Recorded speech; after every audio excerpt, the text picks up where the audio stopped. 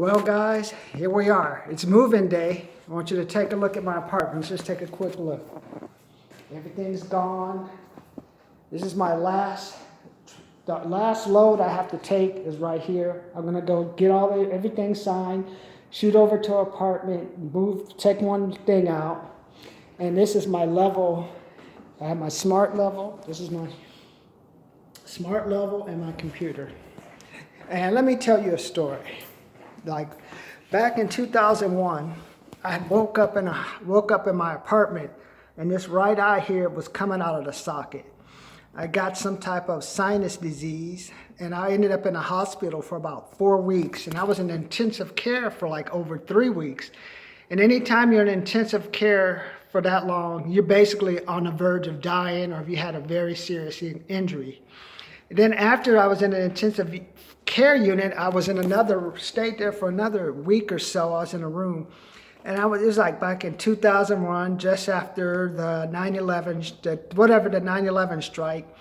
And I was graduating with an MBA. And what happens, like, now remember, the economy totally changed. I thought I was going to be a .com guy, but after that hit, things slowed down and we went into a mini depression. So back then, about not too much longer, like about 2004, 2005, my mom was dying. She had some type of disease, and I was like a heart disease, and I was trying to encourage her, hey, let's start a business together. Let me give you some business. I've been learning these sales skills. I was doing the Amway stuff, so I was gung-ho. But I also knew like the economy was changing, and we were slowly edging toward that 2008 recession where gases were high. And I remember she passed away about 2006, and I kind of just went sort of into a tailspin. And like, she had a house that was in Long Beach, California. My brother was living somewhere else. He was in Alabama or somewhere. So the house was empty basically. So I knew I had a place to live.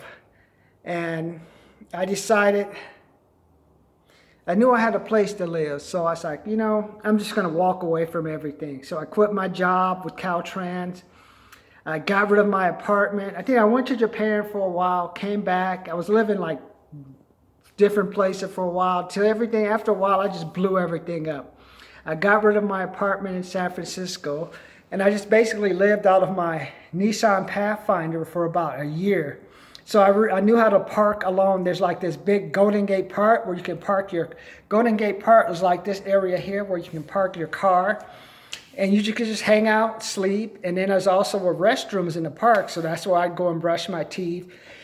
And also there was another place where you would go called the Presidio, not Presidio. There was some other beach you could go to. And there was also another bathroom that you could go to. So I would hang out there. There was no hot water, but it was cold water. And I remember that's all I did for like a year. And then I worked different size jobs. Back then, that's when technology just started getting good with the internet, like with AOL and stuff. And I ended up working with some company that was trying to sell weather services. That was my first sales. Then I had another job where I was selling telephone equipment. And then I had another job where I helped out at a gun show, like for estate sale. So back then, I did not even, the only home I had was my Nissan Pathfinder, 4 doors. And I remember the most harrowing experience I had was when I was working at this one insurance place, and my tire was coming down, and I didn't realize the tire was getting low until I checked it. And then I ended up having to take my last money on my credit card to get 4 new tires. And after a while, I decided, I think I should just end this existence. Because I was like drinking every so often, have a beer or something in the car. And then for a while, I was parking my Pathfinder in my old apartment complex. I'd go there late at night, sleep, get up by 2 or 3 p.m., and then head out. So if you look at all this space now, compared to what my Nissan Pathfinder is, I look at all this, it's like, this is a lot of space. And then I recently moved away from a 4-bedroom, 2-bath house on an 1.5 acres of land, which the 1.5 acres of land was probably the most valuable because it gave me a whole bunch of space. But the neighbor was just a little bit too close, and after a while, the neighbors started getting a little bit loud, and eventually a neighbor moved in with some kids and a dog. And also, I started just growing disenchanted with the house thing. So Then I moved into this apartment, moved into this place. This is a 2-bedroom, 2-bathroom townhouse.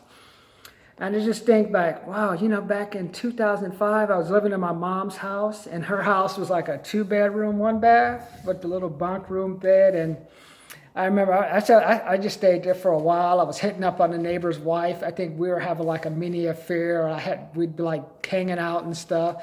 So back then, I remember I used to do just crazy stuff. So then even with her house, eventually I said, we need to sell this house. And I went back and forth with my brother until I convinced him, hey, I can get a pretty good price for this house instead of us trying to fix it up. That's the best decision we ever made. Because that house was so run down. And the only good thing about the Great Recession before everything went to hell was we were able to sell our mom's house. We got about $350,000. And we were able to, after taxes, paying everyone else, it came out to about $150, $130 each. And that was like the best thing, man. And that's how I ended up getting the Beamer. I was tried to buy the duplexes. That's the money I used to buy the house. And now as I'm moving, I'm thinking, here we are. I'm about 11 years removed from I bought the house back in 2008. So I got about $10,000 or $15,000 out of it. So, that's how much things have changed. And all of a sudden, when I bought my house, just a year or so after, that's when the Great Recession set in and the housing prices dropped about 20 to 30%. And I didn't sell it because I thought, hey, I'll get my money back. I never got my money back. I would have been better off selling. Could have just got a place like this. And then use that other money and invest it in sales or some type of sales skills. So now I'm moving now. I'm going to a 1-bedroom place because now all I'm focusing on, like as you guys know, the only reason I'm able to move out of here with the dog that's behind me that barks, the dog and another complex across the street that is around that is barking, and then you have the kids behind me. The only reason I can do that is because I had a little bit of money. I put away at it. Today, I got a check on yesterday for like $181. That doesn't seem like a lot of money to you, but say you'll get paid once a month for your regular job. I finally got that right in my head just this afternoon, this morning. If I get one check from a regular job, but if I could get 2 or 3 other checks equal or less, just close during the month, you're basically rich. I'm not living paycheck to paycheck. Instead of living paycheck, I'm not worried about getting salary I'm not worried about trying to go from one month to the next month. So I'm like, okay. I thought that was somebody here. So I'm not worried about trying to go from one month to the next month. I'm at least $1,000 to $1,200 coming in. So I say, hey, that's not bad. So now I'm like, okay, I'm going to build my ClickFunnels business. I'm going to learn how to build a list to talk to people. So, and I was just thinking, now I'm going to so I've gone from living in my house at 335 Cummings Lane, that was my mom's, that was falling apart, to my house that was at 59159 Oleander Drive. We had 4-bedroom, 2-bath. To this house, to this townhouse. Now I'm going to a 1-bedroom. And now I'm trying to say, okay, what am I headed to? Well, right now I'm just focusing on one thing: money. I went by the gas station today. $4.15, $4.29. What did I tell you the other day? Diesel follows gas. Diesel will go up. When diesel goes up, all these fulfillment centers, there's going to be a reckoning. And I told you before. So I'm like, okay, I'm focusing on making money. Also, I'm going to work on keeping, like I'm 51, so now I got to stay in shape. But I was just thinking about, there was a time I was homeless and I just lived in that car. And even after I sold my house, I couldn't get into an apartment for about 2 months, so I stayed at friends. I remember still going to the rest area. That was a disaster. It was good for a couple of nights, but then you got these guys who, why do guys always hang out in bathrooms think you want to suck? God, I think you could at least have some tact, but... And then don't let me talk to you about the guys in the gym always posing in front of the mirrors. I'm like, man, what's up, man? It's just sad. It used to be like the old day. Here goes the old man rant again.